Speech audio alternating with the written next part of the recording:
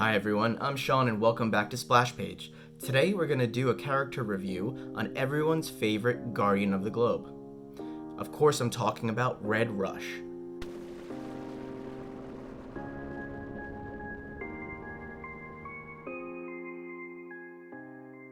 Believe it or not, even though we only get a few scenes with each Guardian, people tend to have a favorite. And from the comments, I would say that the majority of people would say Red Rush was their favorite.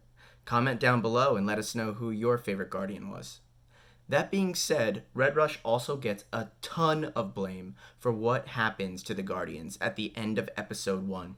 They believe that if he would have stuck to defending his teammates and strategically helped them when they got in trouble, the Guardians could have won the fight against Omni-Man. But what do we really know about him? The comic takes place about 20 years earlier than the show. The reason for that? Well, the comic was written in 2003 and ran till about 2018, and rather than going back in time for the show, they just wrote it to reflect modern day, so 2019-2020. Red Rush in the comic lived in Moscow, and while he's Russian in the show, it appears he lives in not only the United States, but also the same town that Omni-Man does. We see Red Rush's wife, Olga, asking Debbie to help sell her house after he is killed, as she no longer trusted the United States government. She thought that they were hiding something about Red Rush's death, which we kind of know they were now, and mentions that she's going to go back to Moscow. The reason why this is so strange in the comic is that in the mid to late 80s, there would have been a bigger issue with the USSR and Red Rush's ability to fight with the Guardians. Of course, he's the fastest man in the world, and they really wouldn't have been able to stop him per se, but they could have threatened his family or other things that he holds dear, and kept him from going out of the country to help the Guardians. I wonder if they were aware that Red Rush was Russian. If they were, did they ask him to spy on the Guardians or the United States government?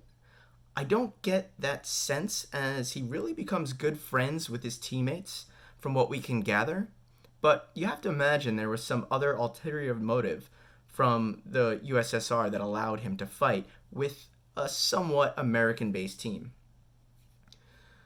Although, saying that, the Guardians aren't solely an American team. It's made up of a Martian, an Eternal, an Amazonian, an Atlantean, and 2 humans. However, they work in direct partnership with Cecil, who in turn works from or for the Pentagon. So they do report into a branch of the American government or intelligence agencies. Red Rush appears to have a rival named Kursk, who we see him fight in both the comics and the show.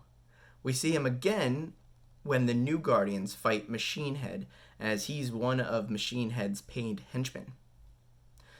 His powers are similar to Electro from Spider-Man's Rogue Gallery.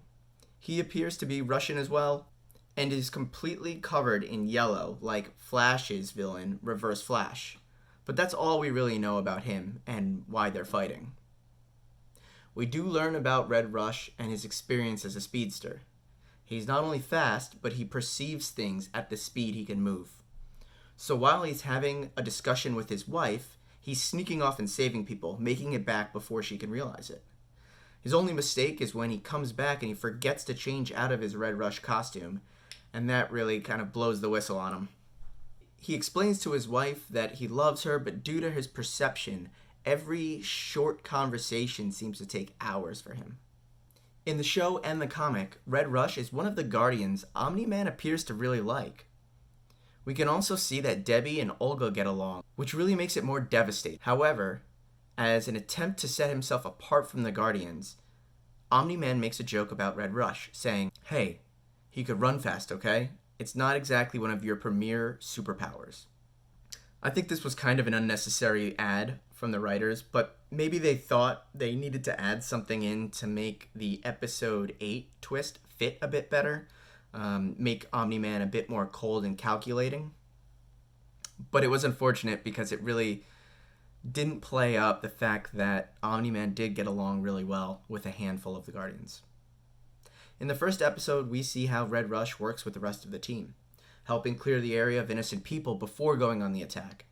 He helps by playing defense and pulling other Guardians out of the line of danger. Well, when Omni-Man attacks at the end of episode 1, Red Rush jumps in to save the Immortal. And now, remember, his perception is 10x, maybe even greater than that, faster than the rest of the team. So he instantly understands what's going on, and that Omni-Man is attacking and here for blood. So what if he did what he did because he believed the rest of the Guardians needed time to understand what was going on? He saves War Woman and Aquarius when they start to attack Omni-Man, but they're doing so kind of in a one-off nature. They don't have a plan. They don't have a strategy yet. So rather than sticking to the role he plays earlier in the fight against the Molar Twins, he jumps in on the attack, giving the Guardians a second or two to get their footing. Red Rush knows Omni-Man is way stronger than all of them, and certainly stronger than the threats of the Molar Twins. Uninterrupted, he would simply fly around and rip them all to shreds, but Red Rush doesn't let that happen. He attempts to keep Omni-Man busy, giving the rest of the Guardians a moment to understand what's going on. We see the room at Red Rush's perception speed, and the rest of the Guardians seem to be moving in slow motion, but Omni-Man catches him. And we see the scary reality of slowly getting your head crushed. As we mentioned in a bunch of videos, the comic handles this way differently. You get a single panel of each Guardian's death scene. In fact, Red Rush doesn't even have his own panel. Here you could see he is being slammed into Aquarius, killing them both. So we know next to nothing about Red Rush in the comic. But in the show, we get a great scene of him talking to innocent bystanders, this little puke joke which brought a smile to most viewers' lips. We get some one-off jokes, we see his relationship with Olga, and we really believe that he's going to be a main character. Red Rush did what he did, and we know the whole time the plot and the comic had him being killed. But they really did go the extra mile to make him a very likable character. And nothing beats this tracksuit. I'm Sean with Splash Page, and I hope you enjoyed that video. Let us know who your favorite Guardian of the Globe was. Thanks again. Have a great day. Take it easy, YouTube.